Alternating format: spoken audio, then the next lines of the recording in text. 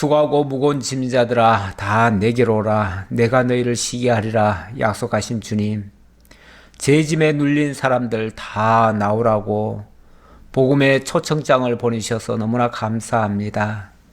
하나님이 부르시기 전까지, 하나님이 저희의 이름을 불러주시기 전까지 저희는 참으로 보잘것없는 하찮은 미물과 다를 바 없는 존재였습니다. 그러나 주님께서 저의 이름을 불렀을 때, 저희를 그 죄와 사망 가운데서 건져 주셨을 때 하나님의 아들이라고 하는 새로운 신분을 얻게 되었고, 이제 그리스도 예수 안에서 새로운 피조물로서 살아갈 수 있는 이 엄청난 복을 받았습니다. 이 복을 은혜로 입은 저희들, 이제 그 감격하는 마음으로 하나님께 찬송하고 영광 돌리며 늘 감사한 마음으로 살지언정, 생활의 불평과 여러 가지 어려운 문제 때문에 짜증나고 힘들어하고 고통스러워하고 또는 원망하고 불평하는 불신의 모습들이 저희에게서 나타나지 않도록 주님께서 인도해 주옵시길 원합니다. 주님께서 분명히 저희의 죄를 사유해 주심은 하나님의 은혜 가운데 살라는 것이지 방종하라고 주신 것은 아닌 줄 저희들 압니다.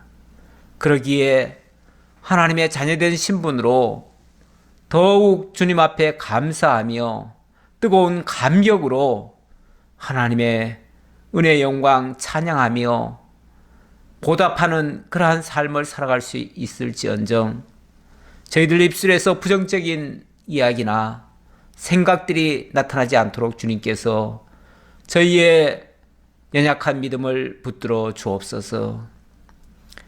수요 기도에 비록 소수가 원격으로 함께 참여하고 있습니다. 하지만 이 진리의 말씀이 오고 오는 세대들에게도 진실로 꼭 필요한 말씀, 생명을 살리는 구원의 말씀이 될 수 있도록 역사해 주옵소서. 오늘도 이 예배를 주님 홀로 받으시옵기를 간절히 바라옵고 예수님 이름으로 기도하옵나이다. 아멘. 하 22장 8절로 봉독하겠습니다. 이에 땅이 진동하고 떨며 하늘의 기초가 요동하고 흔들렸으니 그의 진노로 말미암음이로다. 그의 코에서 연기가 오르고 입에서 불이 나와 사르며 그 불에 숯이 피었도다.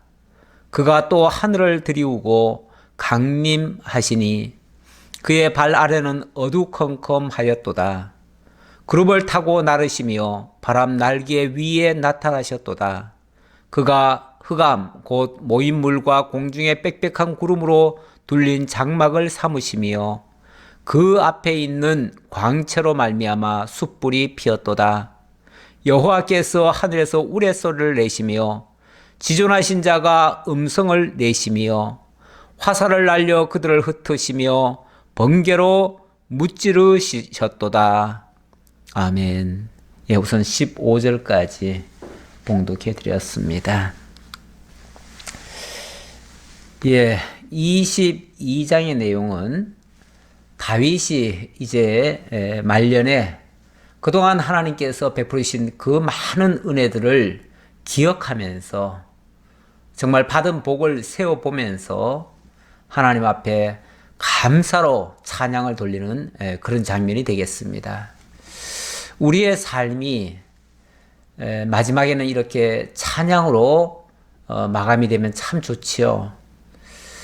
모든 것, 지나온 걸 가만히 생각해보면, 돌이켜보면 감사밖에 없다. 내 입술에 더 이상 원망이 나올 것도 없고 불평이 나올 것도 없고, 어쩌면 하나님께서 나를 이토록 복으로 인도해 주셨는가. 너무 감사하다. 물론 그의 삶은 정말 파란만장했고 우여곡절이 많았었고 때로는 죄악의 깊은 늪에 빠져서 그것 때문에 일생 쌓아 올렸던 그 모든 공적들이 와르르 무너지는 그 아픔, 심지어는 그 사랑하는 자녀들이 차례대로 욕심을 이기지 못해서 서로 다투다가 죽어나가는 그런 일도 있었고요. 자기 아내를 빼앗기는 일도 있었고요. 자기가 폐위가 돼서 쫓겨다니는 적도 있었고요. 젊은 날은 또 사울에게 그렇게 쫓기더니 말년에는 자기 아들에게까지 쫓겨가는 이런 정말 불상사도 많이 있었습니다. 아마 그것만 가지고 자꾸 열거하면 세상에 이렇게 고통스럽게 산 사람이 있을까 싶을 정도지요. 아마 제3자들이 따로 그 다윗의 일생을 이렇게 돌이켜보면 참 기구한 삶을 살았다. 어린 시절 그렇게 사울에게 쫓겨다니더니 또 중년에는 어떻게 보면 성적인 범죄로 인해 가지고 완전히 패가 망신을 당하더니 또 말년에는 아들에게 쫓겨가지고 폐위가 당하고 아내들이 겁탈을 당하고 이런 정말 망측한 일, 어디 부끄러워서 말도 못 꺼낼 이런 수치스러운 일들을 많이 당했는데 무슨 감사가 나올까 싶기도 한데, 그러나 22장 전체로 보면 전부 감사합니다. 전부 감사. 아니 물론 당연히 어려운 일이 있었지요. 오늘도 방금 읽어드렸지만은 읽어드리는 그 내용들이 가만히 보면 항상 좋았다는 얘기는 아니에요. 하나님의 엄청난 진노도 있었고요. 엄청난 고통스러운 일도 당했었고요.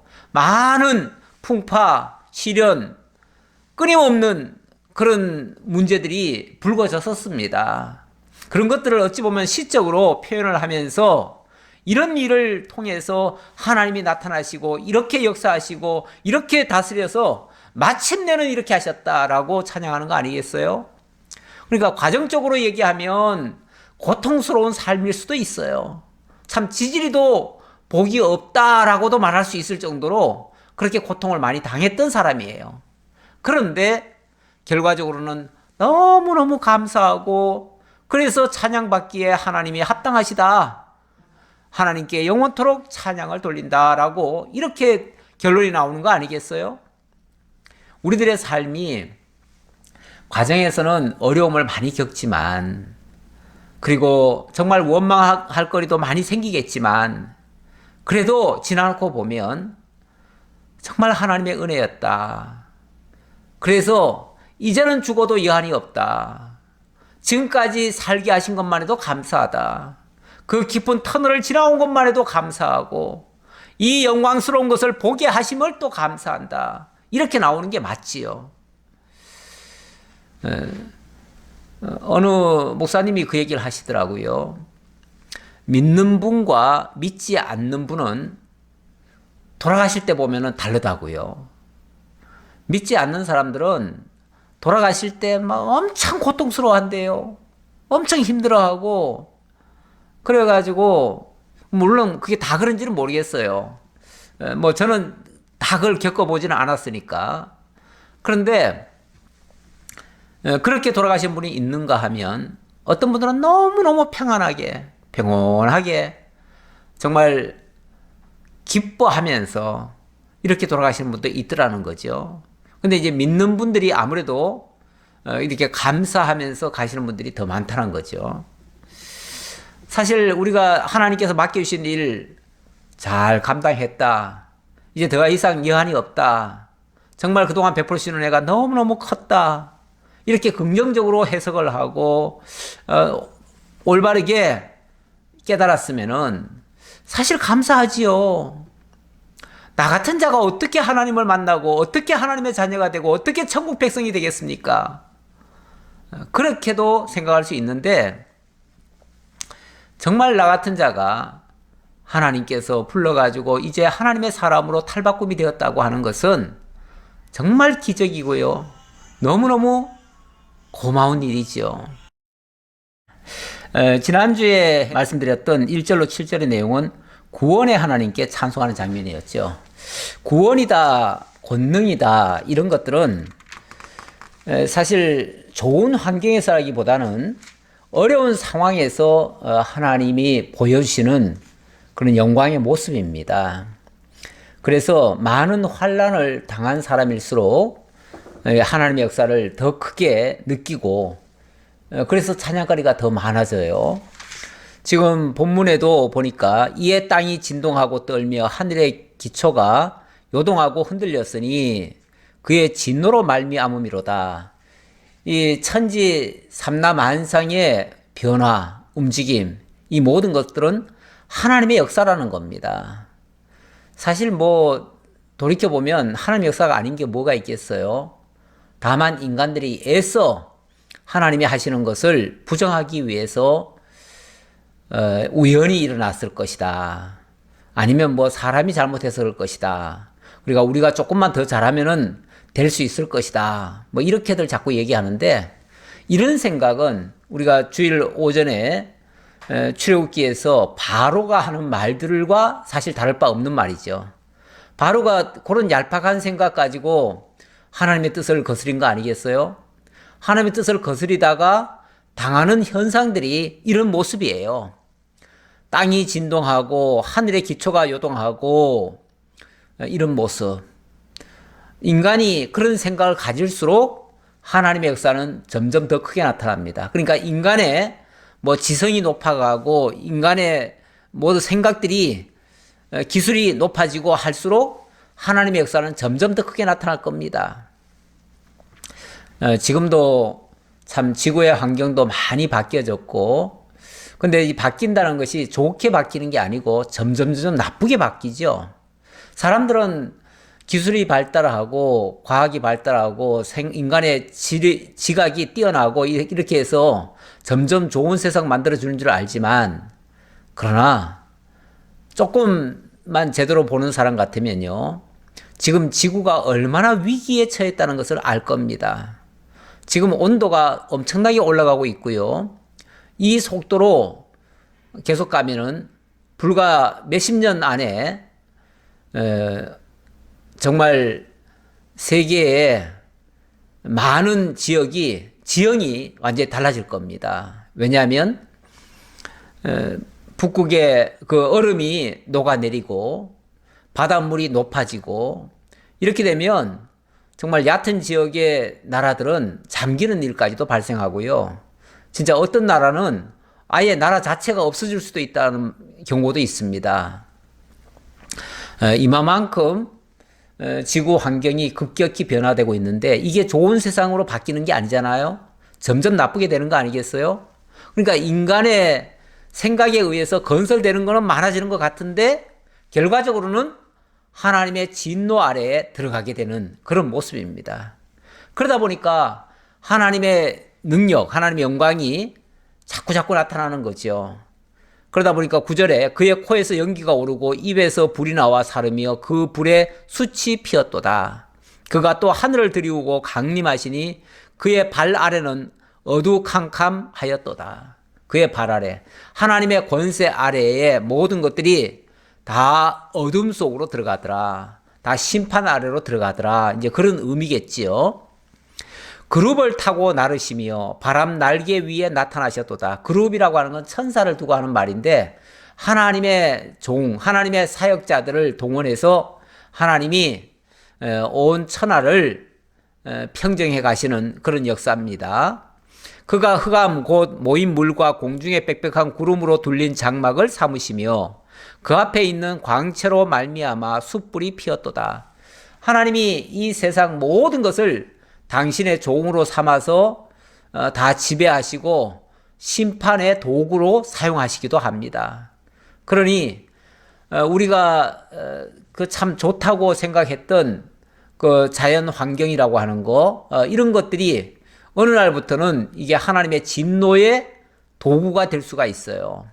그래서 우리를 위하던 것들이 우리를 해하는 것으로 바뀔 수가 있어요.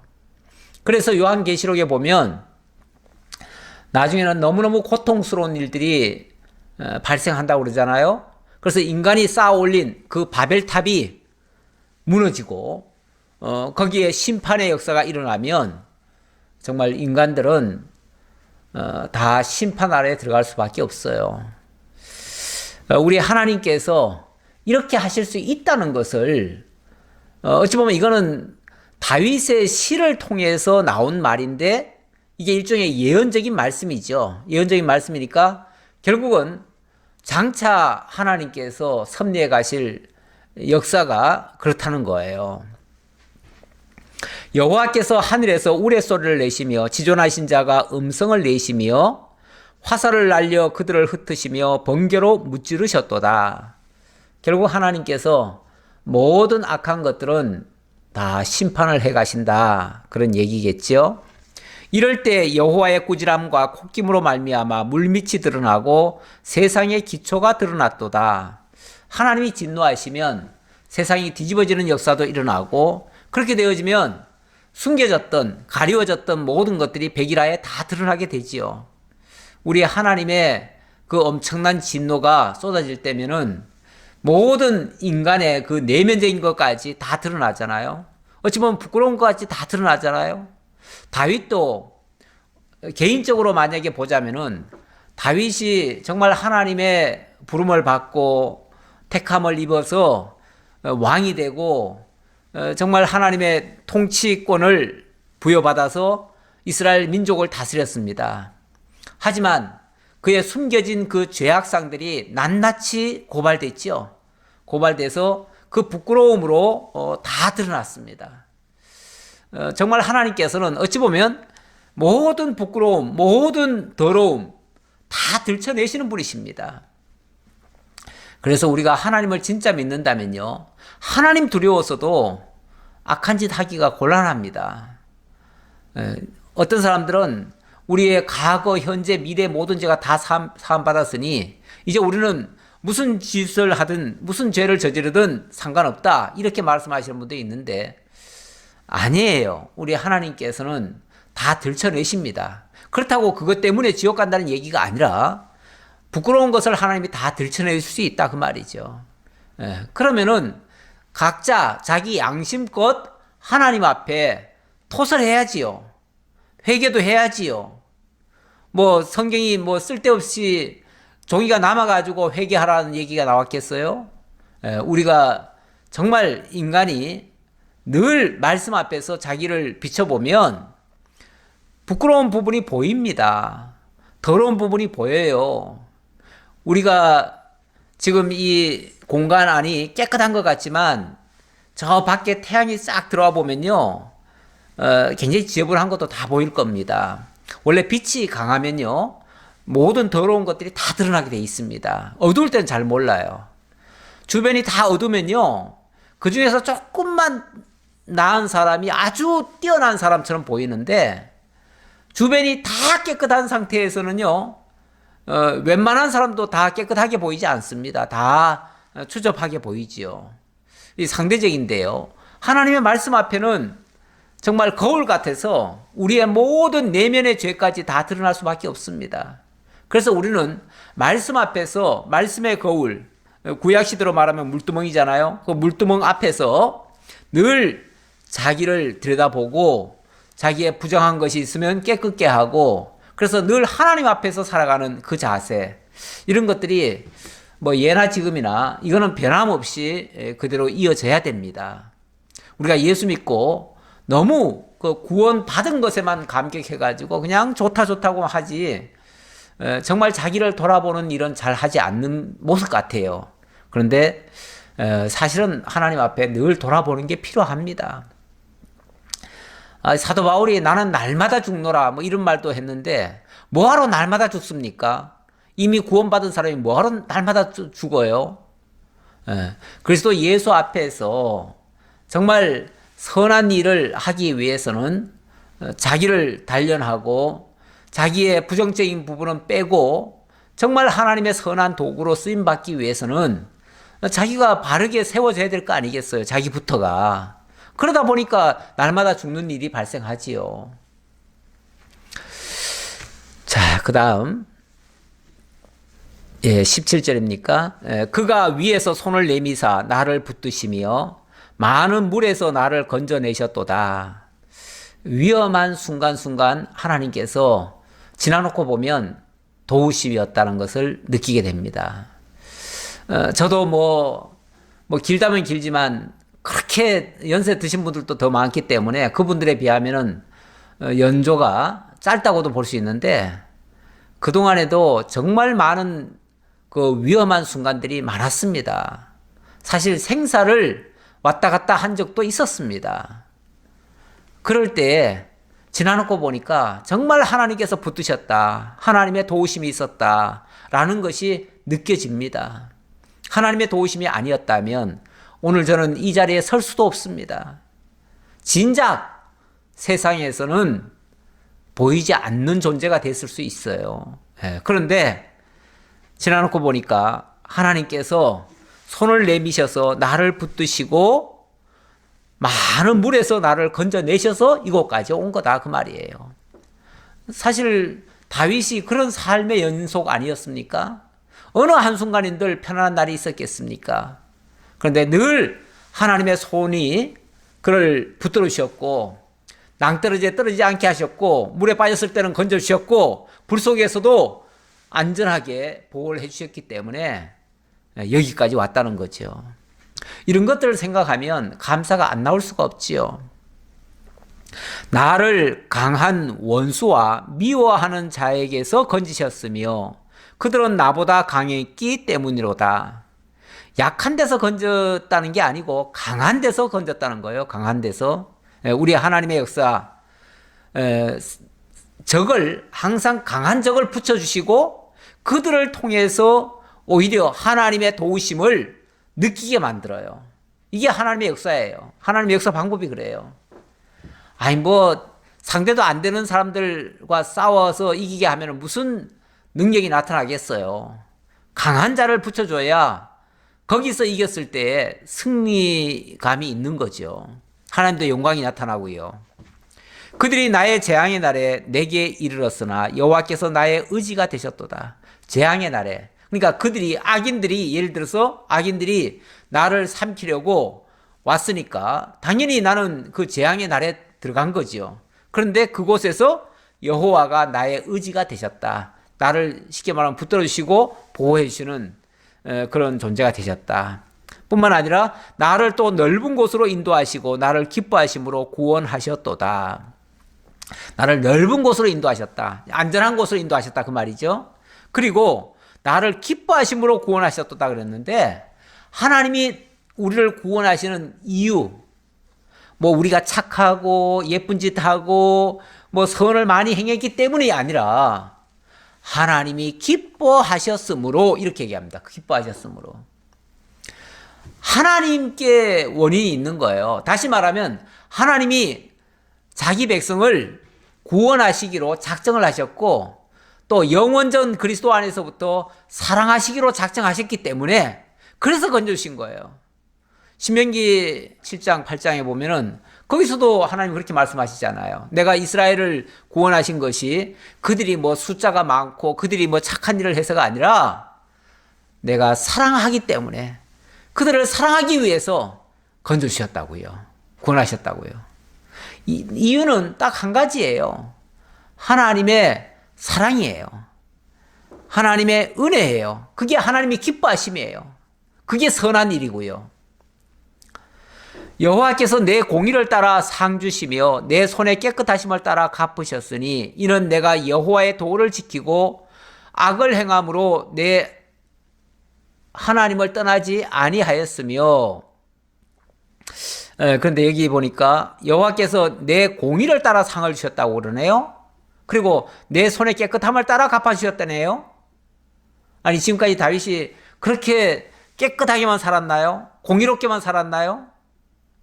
사실 몇 주 전만 해도 우리가 다윗이 그 밧세바 사건 때문에 일생일대에 정말 수치스러운 그런 행위를 했었고요.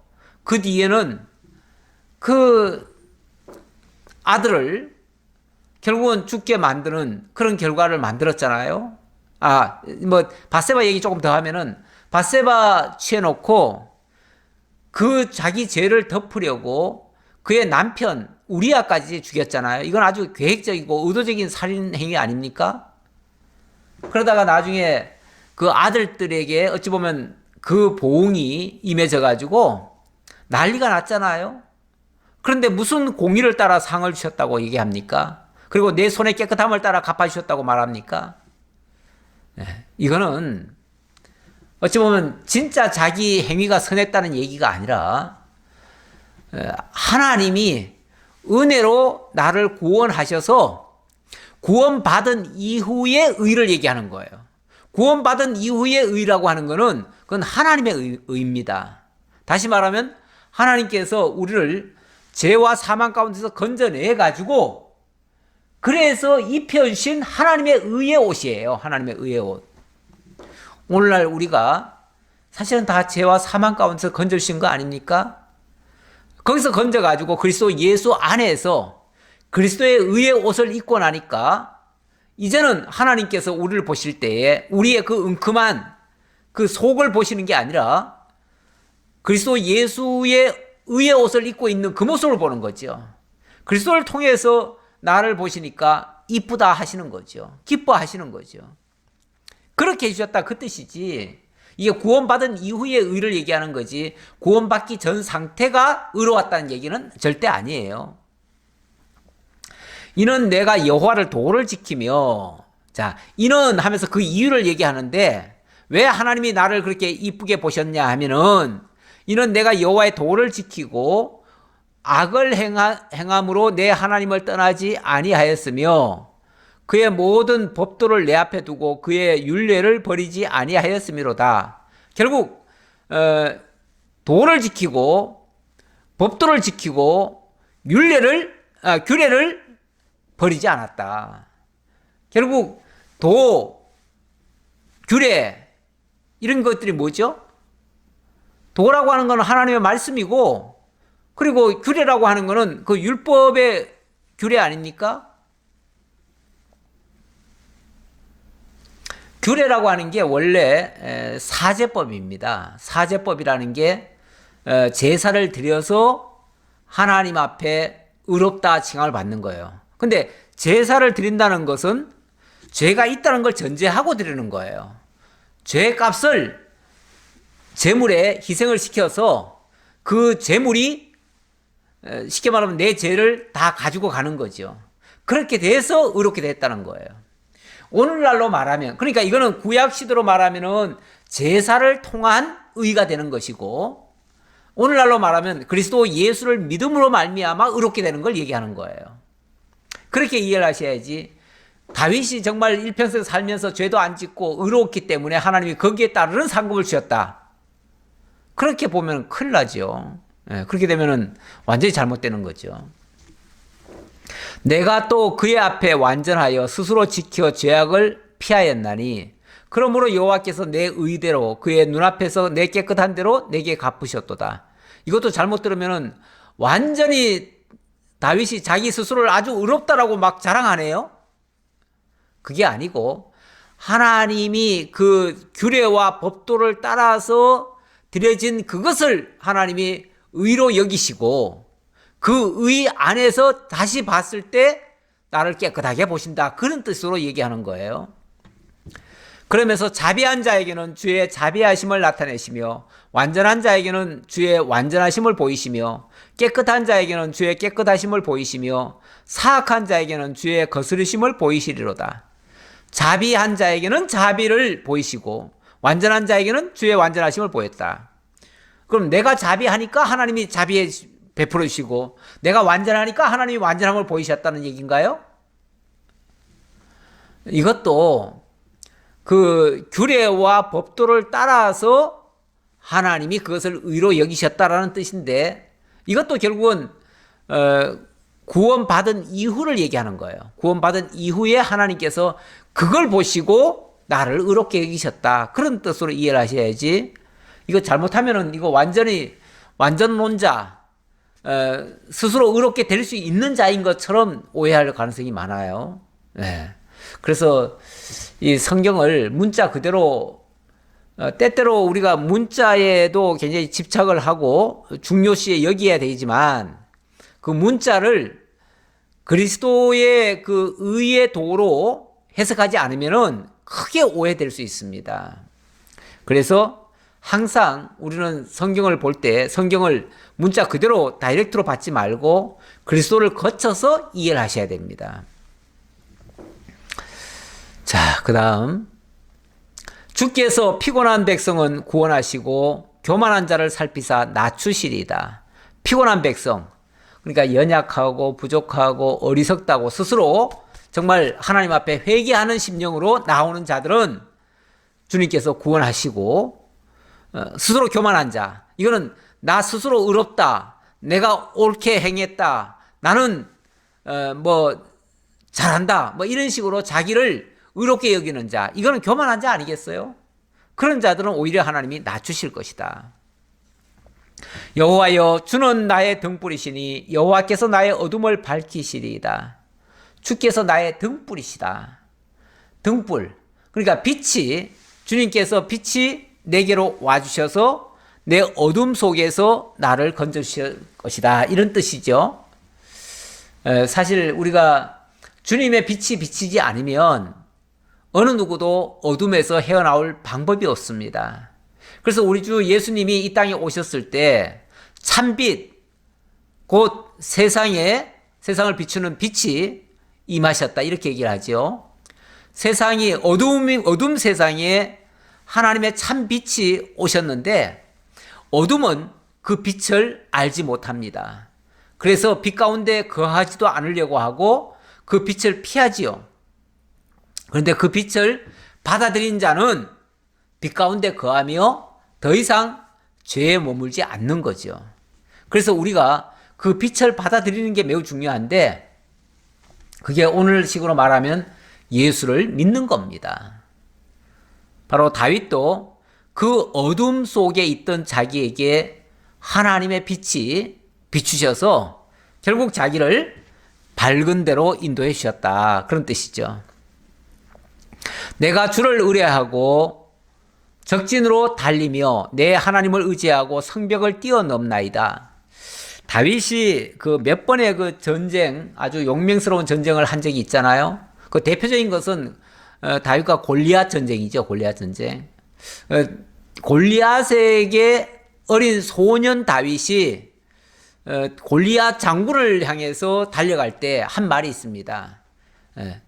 너는 그 창과 그 단창을 의지하고 나오지만 나는 만군의 여호와의 이름으로 나아가노라, 이렇게 얘기하죠. 그래서 내가 주를 의지하고 적진으로 달려갔다. 하나님의 이름 그거 하나 붙들고 그 정말 대적에게로 달려갔다, 그 얘기죠. 뿐만 아니라 하나님 의지하고 성벽도 뛰어넘었다. 뭐 이거 어느 한 사람 적진으로 뛰어들어가는 것도 있었지만은 때로는 성을 넘기도 했는데 그게 다 하나님을 의지하고 한 것이었다, 그 말이죠.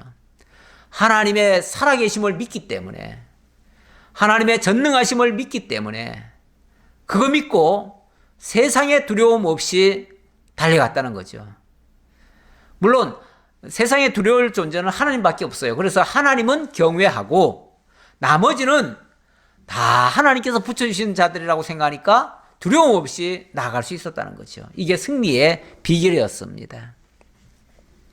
하나님의 도는 완전하고 여호와의 말씀은 진실하니 그는 자기에게 피하는 모든 자에게 방패시로다. 여호와 외에 누가 하나님이며 우리 하나님 외에 누가 반석이냐. 그렇죠. 하나님의 도는 완전하고 여호와의 말씀은 진실하다.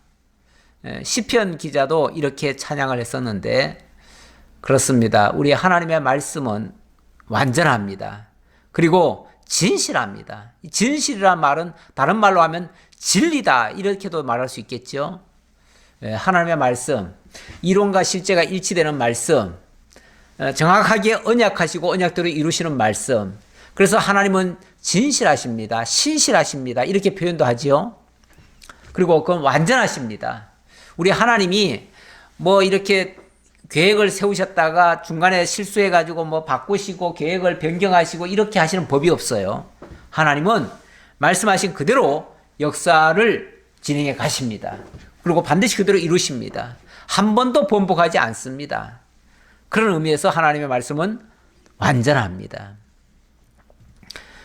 이런 하나님 외에 누가 하나님이고 하나님 외에 누가 반석이겠느냐.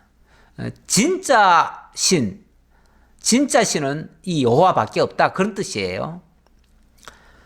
하나님은 나의 견고한 요새시며 나를 안전한 곳으로 인도하시며 나의 발로 암사슴 발같게 하시며 나를 나의 높은 곳에 세우시며, 이 암사슴이 굉장히 높이 뛰어오르는가 봐요. 예, 그렇게 하나님 의지에서 정말 그렇게 높이 뛰어오르고 높은 곳까지 올라가고 이렇게 했다. 우리 하나님께서 다윗을 그래서 높이신 거 아니겠어요? 내 손을 가르쳐 싸우게 하시니 내 팔이 놋활을 당기도다.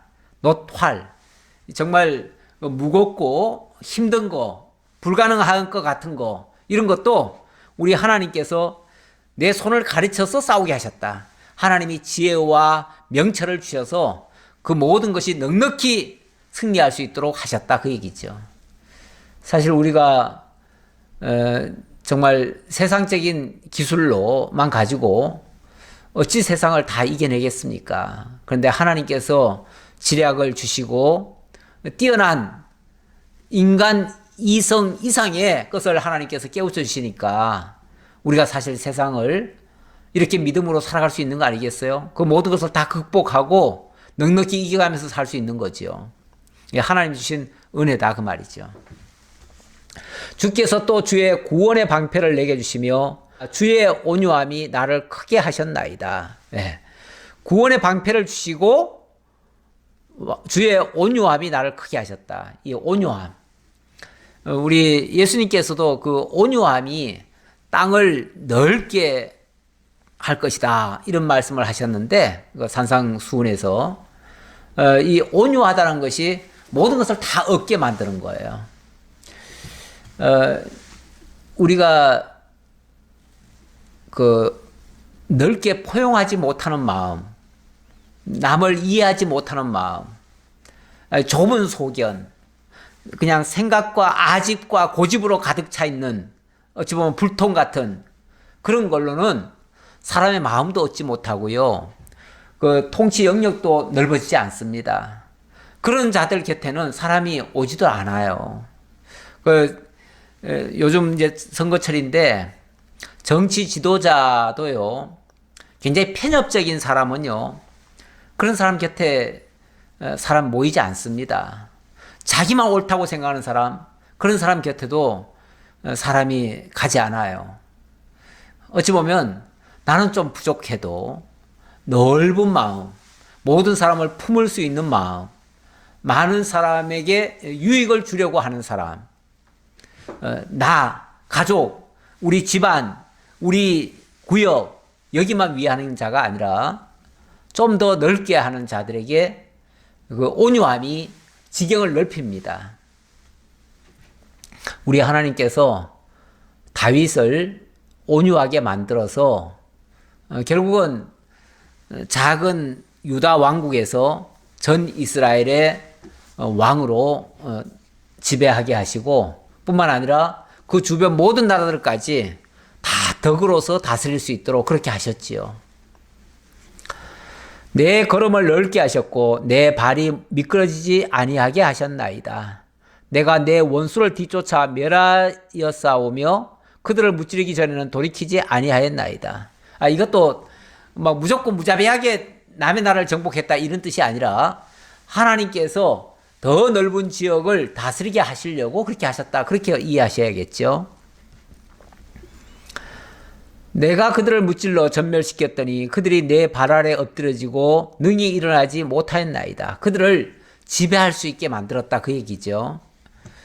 이는 주께서 내게 전쟁하게 하려고 능력으로 내게 띠띠우사 일어나 나를 치는 자를 내게 굴복하게 하셨사오며, 일어나 나를 치는 자를 내게 굴복하게 하셨사오며, 이렇게 합니다.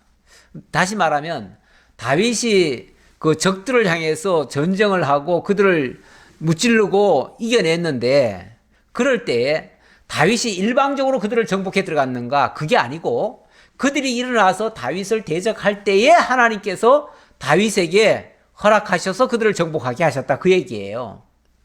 그러니까 이 세상 나라의 그 정복자들은 보면은 힘을 길러가지고 무자비하게 주변 나라들을 다 집어삼키죠. 제가 아까 그 다큐를 하나 봤는데 그 징기스칸의 그 정복하는 그런 모습을 봤습니다. 징기스칸이 뭐 가까이는 사실 우리나라 이 북쪽 지역도 한때는 정복했어요. 뿐만 아니라 저 카스피해 해안까지 다 정복했습니다. 나중에는 유럽까지 정복해 들어갔죠. 이렇게 무자비하게 다 정복해 들어갔어요. 그럴 때 그들의 정복 방법은요, 무조건 일방적으로 공격하고 무자비하게 다 짓밟고 죽여버리고 빼앗고 이렇게 하죠. 근데 그렇게 한 것들이 보니까요, 불과 100년을 못 갔더라고요. 100년 못 가서 또 다른 나라에 의해서 또 삼킴 당하고 이러더라고요. 사실 그런 거는 올바른 그 본보기라고 할 수가 없어요. 본으로 삼을 수가 없어요. 다시 말하면은. 무자비한 정복은요, 나중에 많은 원수들만 만듭니다. 그래서 조금만 힘이 잃으면, 사람이 뭐 언제나 항상 힘이 있습니까? 힘을 잃게 되죠. 힘을 잃게 되면 그때는 무자비한 또 보복을 당하고, 지금 뭐 몽고 보세요. 몽고, 내몽고, 외몽고 해가지고, 내몽고는 중국에 편입돼 버리고 외몽고는 독자적으로 하지만은 뭐 거의 러시아의 영향권 아래에 있어가지고 별로 그렇게 성공도 못하고 있잖아요. 가난한 나라로 살고 있잖아요. 지금도. 그렇게 세계를 제패했던 나라도 지금 보잘것 없어요. 그러니까 그런 것을 우리가 본으로 삼을 필요는 없습니다. 진짜 통치 영역이 넓어지는 거는요, 선하게 덕으로 다스려야죠. 정복을 하더라도 명분이 분명히 있어야 되고요. 그들이 일어나서 대적을 하니까 정복을 해 들어가는 거는 정당하지만, 상대방들이 대적도 안 하는데 막 무자비하게 짓밟아 버리면은 그거는 그 원한만 사는 거죠. 원한만.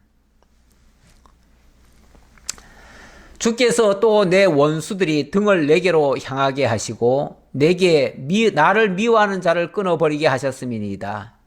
그들이 도움을 구해도 구원할 자가 없었고 여호와께 부르짖어도 대답하지 아니하셨나이다. 하나님께서 그 원수들에 대해서는 정말 모른 척 하셨다. 그들은 도와주지 않으셨다. 그 얘기죠. 내가 그들을 땅에 티끌같이 부스러뜨리고 거리에 진흙같이 밟아 헤쳤나이다.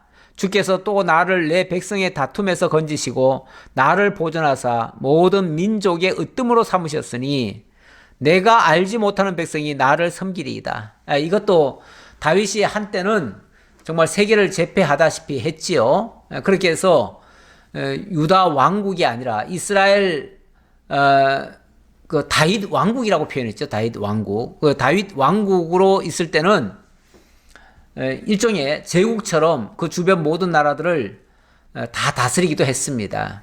뭐 제국이 된 거죠. 그들도. 그렇게 해서 내가 알지 못하는 백성들까지도 나를 섬겼다. 이게 뭐 자기가 대왕 노릇했다라는 말이 아니라 하나님께서 그렇게 나를 높여주셨다 그 얘기죠. 이방인들이 내게 굴복하며 그들이 내 소문을 귀로 듣고 곧 내게 순복하리로다. 그래서 많은 이방인들이 처음에는 다윗이 힘을 써서 그들을 정복해 들어갔지만 나중에는요, 그들 스스로 우리가 종이 되겠나이다 하고 다 항복을 했습니다. 이방인들이 세약하여 그들의 견고한 곳에서 떨며 나오리이다.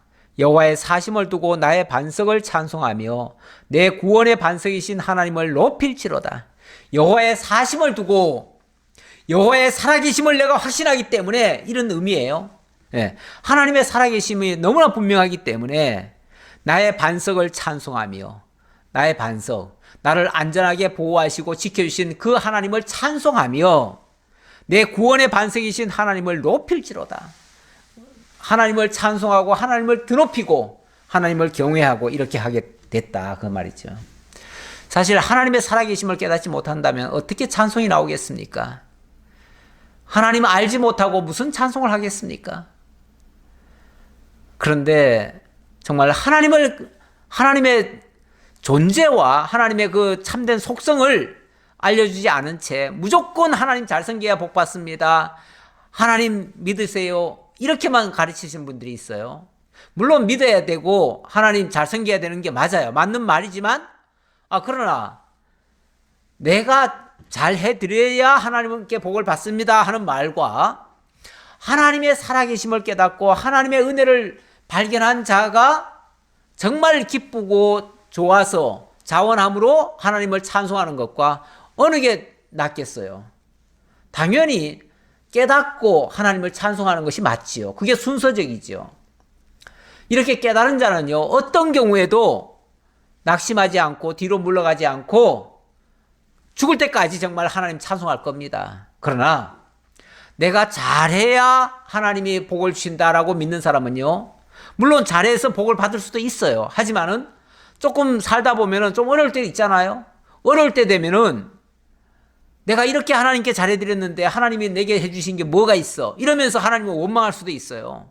하나님 원망하면 그 감사거리가 뭘로 바뀌죠? 원망거리로 바뀌어요.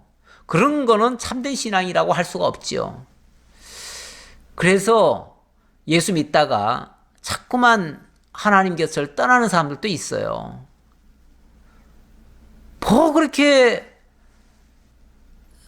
그런 일도 흔히 있을 수 있는 일인데, 우리가 하나님을 알고 하나님의 섭리를 쭉 배우다 보면 얼마나 많은 일들이 있습니까? 다윗같이 그렇게 하나님 잘 섬겼던 사람에게도 얼마나 많은 환난이 있습니까? 그러니까 그 환난은 당연히 있는 거라고 생각을 해야 되는데, 어떻게 내가 하나님께 잘해드렸는데 하나님이 이러실 수가 있어? 그렇다면 하나님이 계신 거야? 왜냐하면 하나님의 존재에 대한 확신도 없이 하나님을 믿어왔으니까요. 그러니까 어느 날 하나님 있기는 어디 있어? 하나님 있다면 이럴 수 있어? 하고 하나님을 원망하고 떠나가는 사람도 있지요. 참 그게 안타까워요. 그래서 부지런히 교회에서는 하나님의 존재를 증거해야 되고요, 하나님의 살아계심에 대한 확증을 받을 필요가 있습니다, 개인적으로. 그래서 하나님이 정말 나와 함께하고 있다라는 사실이 인식이 되어지고 믿어지고, 그렇게 해서 어떤 환난과 핍박에도 흔들리지 않는 신앙, 그게 정말 굳건한 믿음이지요. 그런 믿음을 우리 성도님들이 다 갖도록 저는 간절히 바라고 그렇게 하기를 힘쓰도록 하겠습니다. 이 하나님이 나를 위하여 보복하시고 민족들이 내게 복종하게 하시며 나를 원수들에게서 이끌어내시며 나를 대적하는 자 위에 나를 높이시고 나를 강포한 자에게서 건지시는도다. 우리 하나님께서 다윗과 함께 하시면서 모든 대적들을 이렇게 굴복시키고 복종시키시고, 그리고 그들 위에 하나님을 높여주시고 이렇게 하셨다. 이건 다윗의 정말 신앙 고백입니다. 다윗의 신앙 고백. 이러므로 여호와여, 내가 모든 민족 중에서 주께 감사하며 주의 이름을 찬양하리이다. 아까는 찬송이라고 하더니 이번엔 찬양하리이다. 하나님을 드높인다, 그 얘기죠. 드높인다. 여호와께서 그의 왕에게 큰 구원을 주시며 기름 부음 받은 자에게 인자를 베푸시며 영원하도록 다윗과 그 후손에게로다. 기름 부음 받은 자에게 인자를 베푸셨고 또 영원하도록 다윗과 그 후손에게 베풀어 주셨다. 다윗 그 자신과 또 그의 자식들, 그들에게만 복을 주셨다는 얘기일까요? 아니죠. 다윗과 아브라함과 다윗의 자손, 바로 예수 그리스도가 기름 부음 받은 자이시고, 그분에게 이런 엄청난 복이 있을 것이고, 그런 복의 근원이 되시고, 그 그리스도 안에 있는 모든 자들도 이런 복에 참여할 것이다. 그런 의미가 되겠지요. 오늘날 우리가 육적으로는 아브라함의 자손이 아닙니다. 다윗의 자손도 물론 아니고요. 하지만 영적으로는 아브라함의 신앙을 가진 자, 다윗의 신앙을 가진 자들은 다윗의 자손인 겁니다. 아브라함의 자손인 것이고요. 그래서 우리를 신약 사도 바울은 뭐라고 표현을 하냐면 영적 이스라엘이다 이렇게 얘기를 합니다. 우리는 육적으로는 이스라엘 자손이 아니에요. 하지만 영적으로는 이스라엘 자손이고 아브라함의 자손이고 다윗의 자손입니다.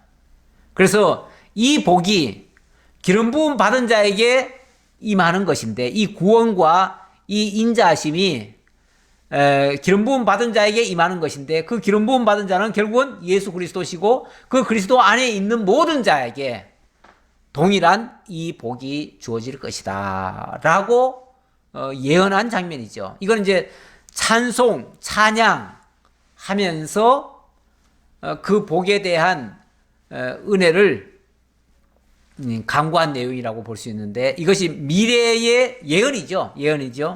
그러니까 다윗의 찬양을 통한 예언입니다.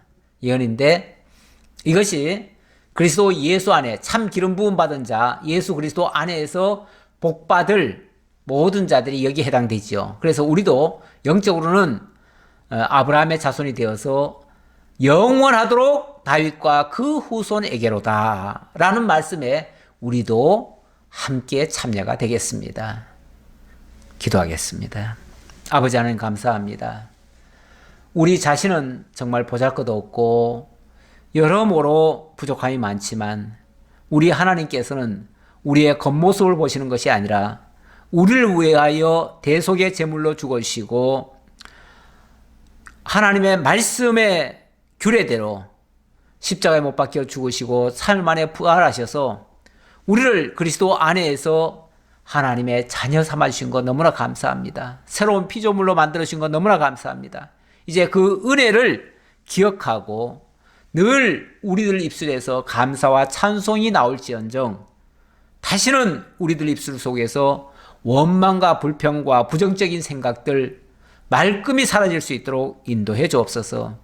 악한 사단이 꾀일지라도 그런 유혹에 넘어가지 않도록 견고하게 저희들의 신앙을 지켜주시고 무엇보다 하나님의 살아계심을 확신하는 그 확신적인 신앙으로 모든 것을 극복하고 이겨갈 수 있는 저희 모두가 되게 하옵소서. 함께해 주심을 감사드렸고 예수님 이름으로 기도하옵나이다. 아멘.